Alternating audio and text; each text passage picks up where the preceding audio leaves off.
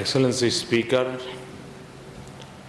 Dr. Chico Luveni, Excellency Prime Minister Baini Maraman, members of the Parliament of the Republic of Fiji, Nishan Bola and Namaste.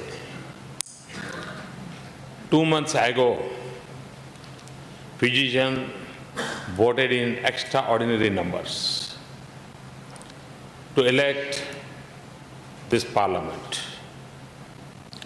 6 months ago, Indians participated in the largest election in the history of this world. Today, I stand here grateful for this special gift, the honor to be among you to speak to this new Parliament in celebration of democracy and to reaffirm our friendship. India is a nation of more than 1 billion. Fiji, a nation of 1 million. We are located in a different oceans, but what unites us today is our democracy, the diversity of the society, our creed that all human beings are equal, and our commitment to the liberty, dignity, and rights of every individual. What also links us today is that we both have women as a speaker of our parliaments. You have done better than us. 1 in every 7 members in this parliament is a woman. In India, it is just 1 in 9. So I hope we can match you the next time, and I hope we can both do better in future. People in Fiji have a different histories, ethnicities, languages, and religions. But they stand together as one nation of Fijians with one voice and one vision and one aspiration. In both nations, we have vested our power in our people. Your constitution begins with, "We the people of Fiji." Indian constitution begins with the same simple words, "We the people of India." And what a constitution you have framed. It is a constitution that not only guarantees freedoms and rights of the citizen, but also to ensure that basic needs and empower them. From the right to life, liberty, dignity, equality, and freedom of religion, to the right to education, information, work, health, food, water, to the rights of children and the disabled. This is a constitution that reflects the will of an enlightened nation. The journey to this milestone and struggles and setbacks, but the roads you have chosen has won you admiration around the world and the support of the people here. Honorable members, Fiji is a shining example of a small nation that can successfully pursue great ambitions, because What makes a nation successful is not its size or its population, but its vision and its values. Today, Fiji is a nation that has used its economic resources well. You have been a strong voice on behalf of the Pacific Islands and a hub of this region. You led the G77 with vision and statesmanship. Your soldiers have served with outstanding professionalism in UN peacekeeping missions in some of the world's most dangerous sports. And you are playing an influential role in shaping the global dialogue on climate change. There are many in India who wish Vijay Singh wore the Indian colors on the golf course. Honorable members, for India, Fiji will always have a special place. The tide of history brought many from India to your shores. It has forced our ties of culture and kinship. But our relationship today stands on a much broader base of our shared values and our common interests as developing countries. And now, together, we were partnering in making history. You graciously hosted Indian scientists in Fiji for tracking our Mars mission, Mangalyaan. It was the only mission in the world to succeed in the first attempt. I convey today the gratitude of the people and the scientists of India. This is simple yet profound act of cooperation reflects the boundless possibilities in our relationship, if we choose to seek them. Our trade and investment ties have been modest. Our relationship in science, education, and culture could be stronger. Yet, there are examples of our partnership that should inspire us. Our cooperation in upgrading our sugar mills or the public-private partnership in the area of healthcare, as we have collaborated in running hospitals here, we can also extend our cooperation in pharmaceuticals and traditional medicines.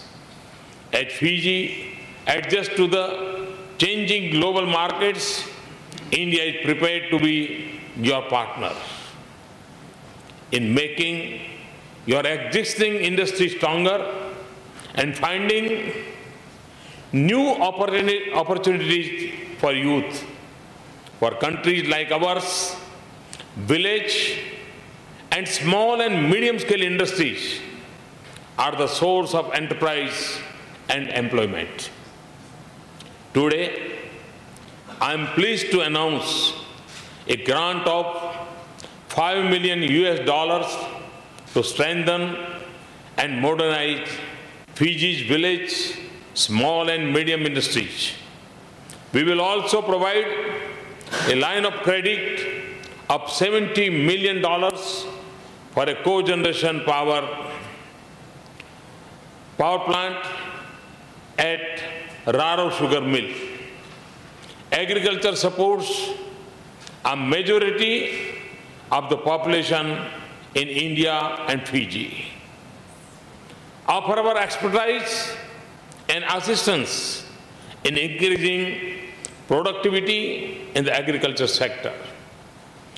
As the largest producer of milk in the world, India can help develop your dairy industry, which can also contribute to your exports. In areas like fisheries, textiles and garments, and gems and jewelry, we can expand our trade. In this digital age, every nation can be part of the global information technology industry. And it is a dream that youth around the world share.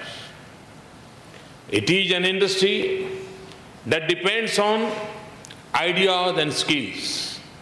It offers a great path to prosperity, and it has a light carbon footprint.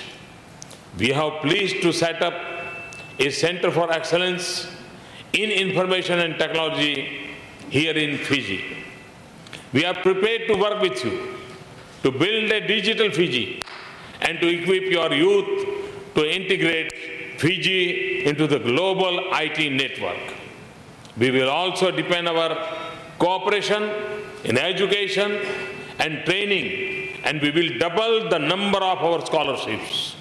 Today, I propose that we work together to harness the potential of space technology for governance, economic development, conservation, climate change, and natural disasters.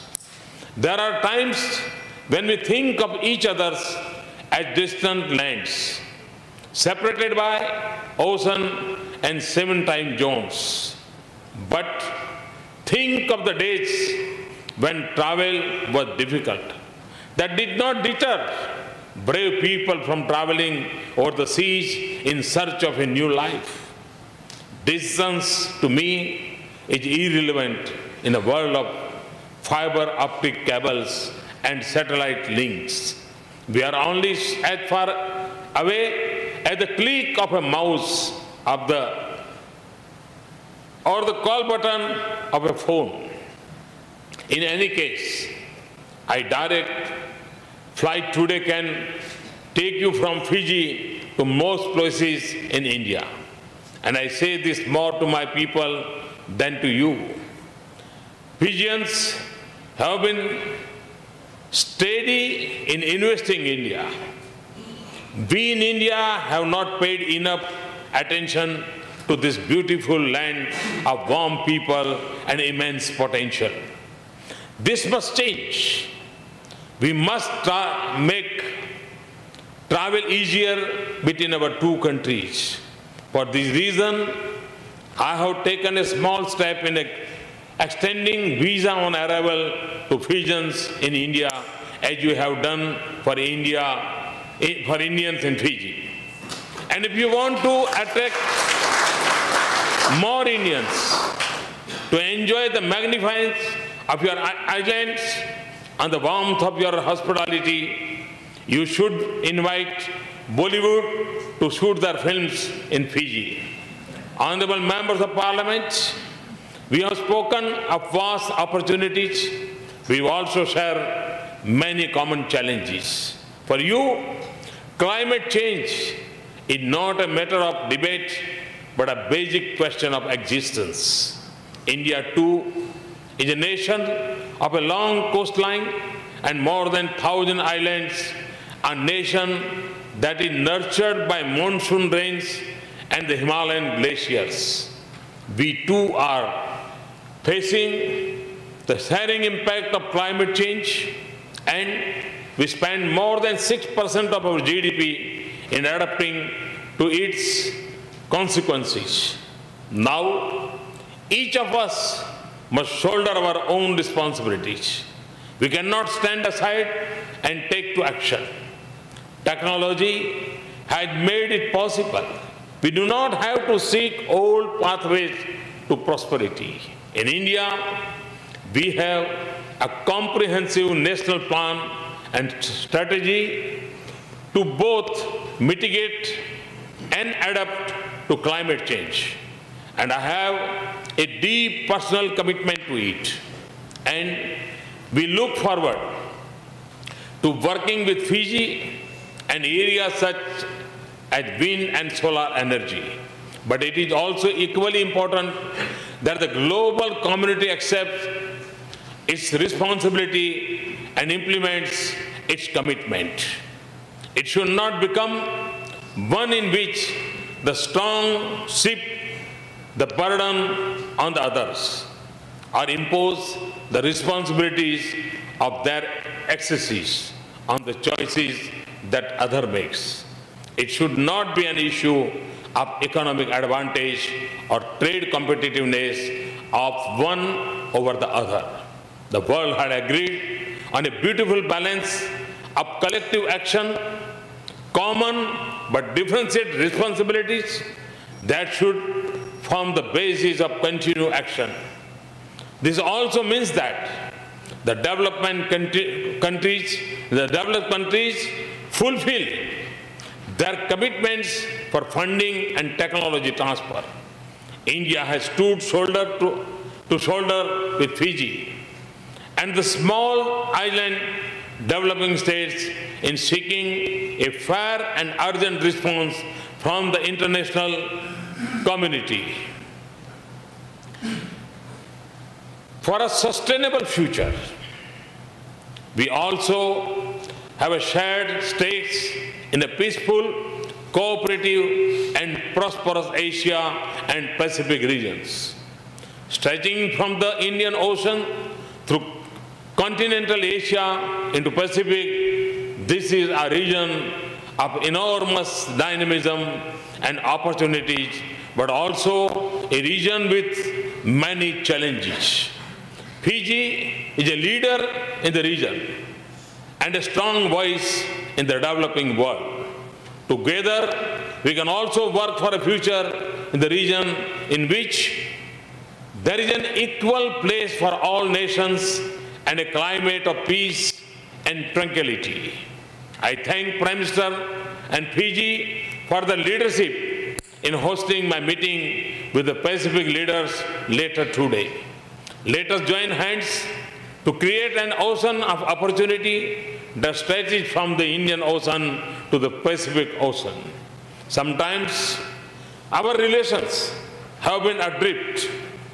Let us chart a new course.